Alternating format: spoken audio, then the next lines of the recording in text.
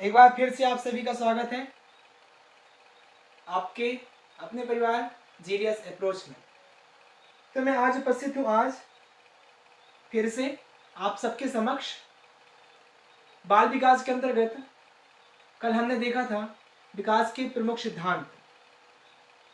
हमने जाना था कि विकास से संबंधित कौन कौन से सिद्धांत होते हैं, जिसके अंतर्गत हमने देखा था निरंतरता का सिद्धांत, सहसंबंध का सिद्धांत, है ना, विकास निश्चित विकास क्रम का सिद्धांत, निश्चित दिशा का सिद्धांत देखे थे। चलिए आज हम उसी चर्चा को आगे बढ़ाएंगे और फिर से विकास की प्रमुख अवस्थाएं, जो मैंने आपको कहा था कि विकास से संबंधित कितनी अवस्थाएं होती हैं और बालक किन किन अवस्थाओं से होकर गुजरता है, उसके बारे में हम आज चर्चा करेंगे। ठीक है, चलिए।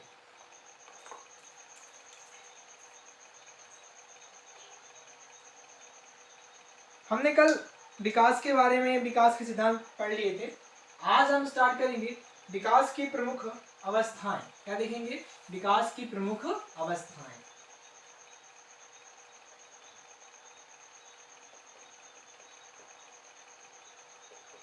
देखिए बहुत इंपॉर्टेंट है और इन अवस्थाओं से संबंधित आपके एग्जाम में विशेषताएं पूछी जाती है। पूछता है कि कौन सी विशेषता किस अवस्था की, कौन सी विशेषता किस अवस्था की। तो सबसे पहले देखिए 3 प्रकार की अवस्थाएं होंगी। कितनी प्रकार की अवस्था होंगी? 3 प्रकार की।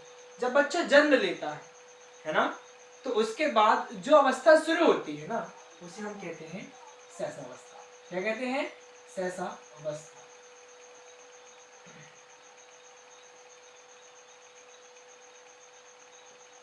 शैशवावस्था क्या है?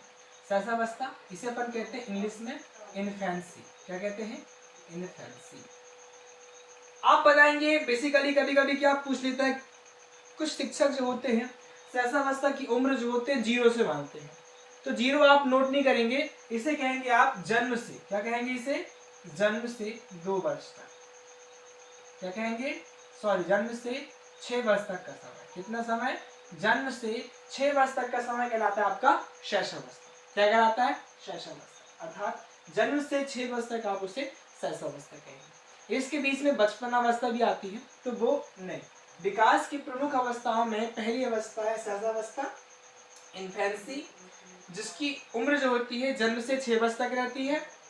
इसके बाद होता है दूसरा नंबर, आप बताएंगे बाल्यावस्था। क्या होती है? बाल्यावस्था। इसे इंग्लिश में कहते हैं अपन चाइल्डहुड। क्या कहते हैं? चाइल्डहुड। इसकी उम्र आप बताएंगे 6 वर्ष से लेके 12 वर्ष तक। 6 से 12 वर्ष तक का उम्र क्या होता है? आप बताएंगे बाल्यावस्था। तीसरा नंबर होता है किशोरावस्था। विकास की प्रमुख अवस्थाओं में बेसिकली हम 3 ही अवस्थाओं को ज्यादातर तवज्जो देते हैं। इसको अपन कहते हैं इंग्लिश में किशोरावस्था को टीनेज। क्या कहते हैं? या फिर एडोलसेंस। क्या कहेंगे? एडोलसेंस कहेंगे।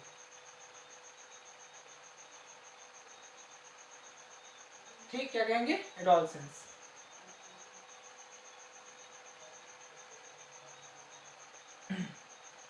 किशोरावस्था, जिसकी आयु 12 से लेके 18 वर्ष तक मानी गई है। इसके बाद बेसिकली प्रौढ़ावस्था शुरू हो जाती है, जो कि 18 वर्ष से लेके आपके 30, 35, 45 साल तक मानी जाती है। परंतु आपको इतना ध्यान रखना है, विकास की प्रमुख अवस्थाएं 3: शैशवावस्था, बाल्यावस्था, किशोरावस्था। शैशवावस्था की आयु कितनी मानी जाती है? जन्म से 2 वर्ष, जन्म से 6 वर्ष। बाल्यावस्था की आयु बताएंगे 6 वर्ष से लेके 12 वर्ष। किशोरावस्था 12 से लेके 18 वर्ष। क्लियर है?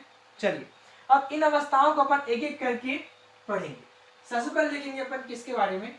शैशवावस्था के बारे में। शैशवावस्था क्या है? इसकी प्रमुख विशेषताएं क्या होती है? सीटेट 2018 में क्वेश्चन सीधे पूछा था, शैशवावस्था की विशेषताएं दे दी थी और पूछ रहा था कि किस अवस्था की है ना। तो हम उनकी प्रमुख विशेषताएं पढ़ेंगे। शैशवावस्था की सबसे पहले ध्यान रखिए आप, जन्म से लेके, इसको 0 का भी नहीं करना, 6 वर्ष तक। इसकी प्रमुख विशेषताओं सीधे प्रश्न पूछेगा।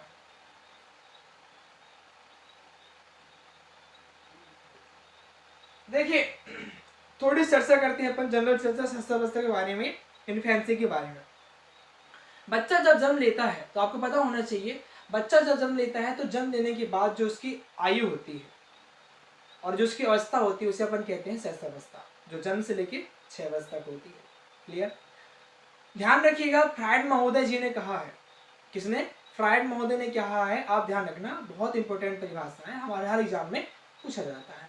फ्रायड महोदय ने कहा है कि बच्चा जो कुछ भी बनता है ना अपने पूरे जीवन में, वह जीवन के प्रारंभिक 3-4 वर्षों में ही बन जाता है, अर्थात उसकी शैशवावस्था में ही परिलक्षित हो जाते हैं कि बच्चा क्या करेगा आगे चल के।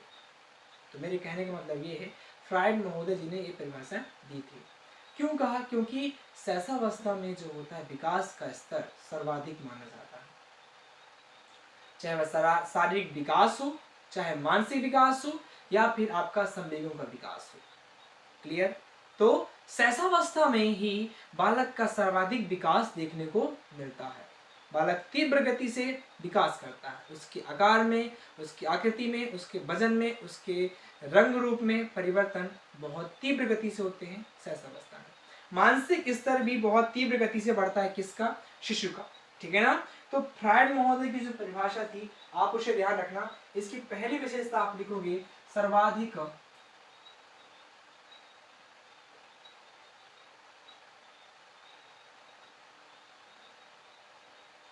शारीरिक और मानसिक विकास का स्तर।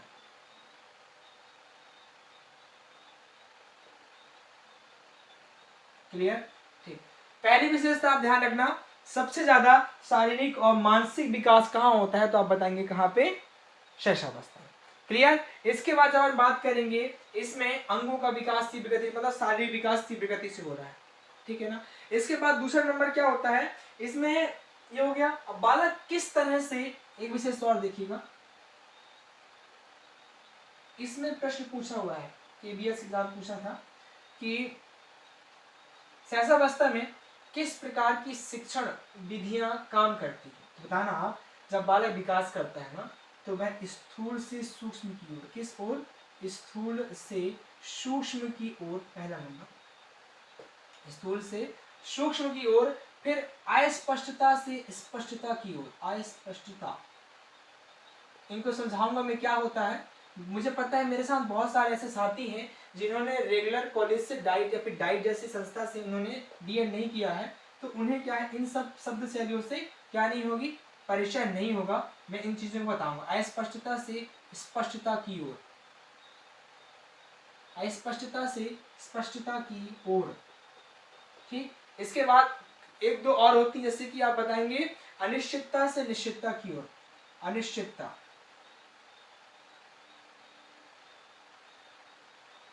से निश्चितता की ओर, अनिश्चितता से निश्चितता की ओर। ये क्या है? शिक्षण सूत्र है। शिक्षण सूत्र हैं जो एक बच्चे के विकास में शैशवावस्था में देखने को मिलते हैं। एक ही करके समझाता हूं। स्थूल शब्द आया है, स्थूल शब्द का शाब्दिक अर्थ होता है, आप बताएंगे बड़ा। क्या होता है? बड़ा। तो बच्चा जब होता है ना, प्रारंभिक अवस्था में जब होता है बच्चा, शैशवावस्था में होता है, तो अब बताएंगे। देखिए, बच्चा सबसे पहले बड़ी बड़ी चीजों को, मेरे पास क्या है, टेप है, बड़ी बड़ी चीजों को वो क्या करता है, पकड़ता है, खेलता है, उससे ज्यादा अच्छे से लगाव होता है उसको। जैसे उसको मम्मी जब खाना बना रही होती है तो क्या करती है मम्मी, उसको बेलन दे देती है, बच्चा बेलन के साथ खेलता रहता है। भाई अगर उसे क्या देंगे, छोटी सी कटोरी देंगे तो बच्चा उस कटोरी के साथ नहीं खेलेगा, वो बड़ी चीज देखेगा, मुझे बड़ा मिल जाए। तो बच्चा किस कहने कहा जाता है, स्थूल में, स्थूल से सूक्ष्म। पहले बच्चा बड़ी चीजों को पहचानता है, उनको देखता है, उनको अपनी जीवन शैली में लाता है, उसके बाद सूक्ष्म की ओर, छोटी वस्तुओं की ओर जाता है। क्लियर? हमें भी अब बताना कि हमें भी इन शिक्षण सूत्रों का प्रयोग अपने अध्ययन अध्यापन क्रिया में करना है। कैसे? भाई हम जब क्लास के अंदर जाएं तो बच्चों को हम उन चीजों से रूबरू कराएं जो उनके परिवेश से संबंधित है, और ज्यादातर उन वस्तुओं को दिखाएं जो बड़े हैं, जिनको बच्चा देख सके अच्छे से। बड़ी बड़ी चीजें, उसके बाद उसे छोटी छोटी चीजें दिखाएं, अर्थात स्थूल से सूक्ष्म की ओर उसे लेके जाए। क्लियर? ठीक है ना। इसके बाद बात करते हैं अस्पष्टता से स्पष्टता की ओर। अस्पष्टता से स्पष्टता की ओर कैसे, आपको बताना चाहूंगा। बच्चा जब सहसावस्था में होता है तो उसे किसी प्रकार की स्पष्टता नहीं होती। बच्चा ये तो जानता है, आप ध्यान रखिएगा, उसके सामने क्या ला दो, एक बंदर ला दो और बंदर जैसा एक खिलौना ला दो, ला दिए, बच्चा तो दोनों को सेम मानेगा ना। क्लियर? परंतु थोड़ा स्पष्ट कि सजीव है या निर्जीव उसे नहीं होता पता। आया समझ में? बच्चा निर्जीव को भी सजीव मानता है, सजीव को भी निर्जीव मानता है। इसे जीववाद कहते हैं। क्या कहते हैं? जीववाद। जीववाद शब्द लिया है, निश्चित आने वाले क्लासेस में जीववाद पढ़ने को मिलेगा आपको, तो जुड़े रहिएगा, है ना। तो जैसे कि लड़कियों में देखने को मिलता है ज्यादातर, पता है आपको, उनको टेडी बियर चाहिए। लड़कियों में एक भावना होती, पता है, बता रहा हूं मैं, महिलाओं में देखने को मिलता है कि टेडी बियर को अपना जीवन साथी मानते हैं। आप में से बहुत से लोग ऐसे होंगे। तो लड़कियों में ज्यादातर जीववाद देखने को मिलता है। तो अस्पष्टता से स्पष्टता की ओर मतलब पहले बच्चा चीजों को अस्पष्ट होता है, उसके बाद धीरे धीरे उनके बारे में जानता है। जैसे मैंने आपको बताया था, याद है आपको, स्कीमा। स्कीमा मतलब होता है बच्चा खुद से पुनर्वलन के द्वारा, अभ्यास के द्वारा, प्रयास और त्रुटि के द्वारा सीखता है। स्पष्टता क्यों जाता है, बच्चे को ये नहीं पता कि कांच की शीशी को पटकेंगे तो फूट जाएगा, परंतु बच्चा जब तक करता है, करने के बाद ही, अभ्यास करने के बाद ही उसे पता चलता है कांच को पटकने पर वह टूट जाता है। ये होती अस्पष्टता से स्पष्टता की ओर। अनिश्चितता से निश्चितता की ओर। अनिश्चितता कैसे, देखिए, अब बच्चे को अनिश्चितता से निश्चितता की ओर कैसे ले जाएंगे, बच्चा कैसे अनिश्चितता से निश्चितता की ओर जाता है, आपको पता है। हाँ, इसी एग्जांपल को ले लें। अब बच्चे को नहीं पता था कि कांच टूट जाएगा, है ना। अब देखना, बच्चे ने कांच की शीशी लिया और वहीं पे एक प्लास्टिक की बोतल लिया, है ना। देखना, लॉजिक को थोड़ा, लिंक को समझना। बच्चे ने कांच की शीशी लिया, प्लास्टिक की बोतल लिया है, दोनों को क्या करता है, पटकता है वो, पर कांच की शीशी टूट जाती और प्लास्टिक की बोतल नहीं टूटती। बच्चा पहले सोचता था कि ये दोनों क्या है, एक जैसी हैं, अर्थात अस्पष्ट था वो, उसको कॉन्सेप्ट क्लियर नहीं था। ठीक, फिर क्या हुआ कि वह उसे पटका, पटकने के बाद क्या हुआ, पता चल गया कि कांच की बोतल, कांच की वस्तुएं पटकने पर टूट जाती हैं और प्लास्टिक की वस्तुएं पटकने पर नहीं टूटती। ये होता है अनिश्चितता से निश्चितता, अस्पष्टता से स्पष्टता, उसे निश्चितता हो गई, कंफर्मेशन हो गया। क्लियर ना, ध्यान रखिएगा। तो ये क्या है, कुछ शिक्षण विधियां हैं जो विकास में हमें देखने को मिलती है। बच्चा पहले इस तरह से विकास की ओर आगे बढ़ता है। आया समझ में? ठीक, ये हो गया क्या, दूसरा। तीसरा नंबर क्या होगा, सामाजिक विकास। सामाजिक विकास कहते हैं, देखिए बच्चे का सामाजिक विकास कैसे होता है, आपको पता है। सबसे पहले बच्चे का सबसे पहला विद्यालय क्या होता है।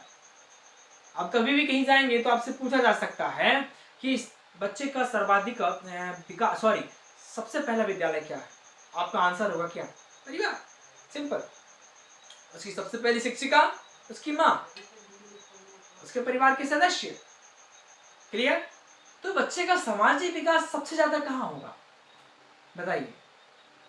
बच्चे का, मैंने सुबह पर्यावरण क्लास ली थी, परिवार शब्द के बारे में बताया है, उसके लिंक मैं डिस्क्रिप्शन में डाला दूंगा, ठीक है ना। आप जाके जरूर देखिएगा, बहुत शानदार वीडियो बनी है ना। पसंद है तो लाइक भी करिएगा। मैं बता रहा हूं कि बच्चे का सर्वाधिक विकास कहाँ होता है, परिवार में। सबसे पहले बच्चा कहाँ रहता है, परिवार में रहता है। परिवार से उसका सामाजिक विकास संभव होता है। क्लियर ना? हाँ जी। माता पिता को देखकर, अपने बड़े भाइयों और बहनों को देखकर उनका अनुकरण करता है। उसके बाद जब वह समाज में आता है तो बच्चों के साथ घुल मिलकर सामाजिक परिदृश्य से रूबरू होता है। फिर उसके बाद उसका औपचारिक विकास शुरू होता है। कहाँ, आप बताएंगे, विद्यालय में। तो बच्चे का सामाजिक विकास कहाँ होगा, आप बताएंगे, बच्चा अनुकरण के द्वारा। किसके द्वारा, अनुकरण के द्वारा अपना सामाजिक विकास करता है। ठीक है ना, हो गया। चलिए, अब इसके बाद थोड़ा सा और आगे बढ़ेंगे, अपन चर्चा को और आगे बढ़ाएंगे।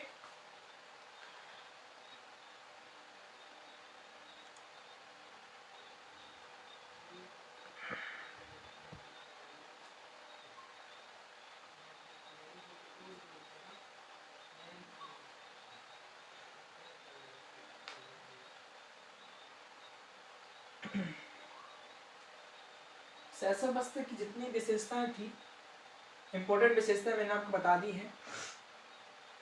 अब इसके बाद बात करेंगे बाल्यावस्था, जो अगली टॉपिक में रहेगी।